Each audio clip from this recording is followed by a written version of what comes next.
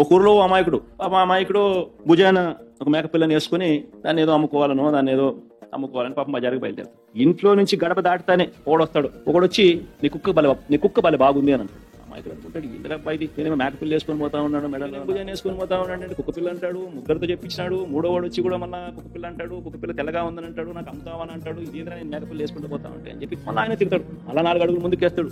4వ వాడు కనిపించేసరికి ఏమంటాడు, కుక్కపిల్లని ఎందుకయ్యా నువ్వు మెడలో వేసుకొని పోతా ఉన్నావు, భుజాన్ని వేసుకొని పోతా ఉంటావు, పక్కన నీతో పాటు నడవమంటే నడవదా అంటాడు. దాంతో ఏమంటాడు అమాయకుడు, పాపం నా కళ్ళకి ఏమన్నా అయిందా, నా మనిషికి ఏమన్నా అయినా అని చెప్పి మేకపిల్ల తీసి ఆడేసి నాకు మేకపిల్ల వద్దు, నాకు ఈ కుక్కపిల్ల వద్దు అని చెప్పి పోతాడు. కరెక్ట్ గా చంద్రబాబు నాయుడు గారు రాష్ట్రాన్ని ఆర్గనైజ్డ్ క్రైమ్ పద్ధతిలో ఏ రకంగా దాన్ని నడుపుతా వస్తున్నాడు అన్న దానికి నిదర్శనం ఇది. ఫస్ట్ వ్యక్తి పేరు చంద్రబాబు, 2వ వ్యక్తి పేరు దత్తపుత్రుడు, 3వ వ్యక్తి పేరు బీజేపీలో ఉన్న తన వదినమ్మ తన మనిషి, 4వ వ్యక్తులు ఎవరు అంటే ఓ ఈనాడు, ఓ ఆంధ్రజ్యోతి, ఓ టీవీ5, ఎల్లో మాఫియా. రాష్ట్ర ప్రజలు ఆ అమాయకులైతే మేకపిల్లేమో మన రాష్ట్రం.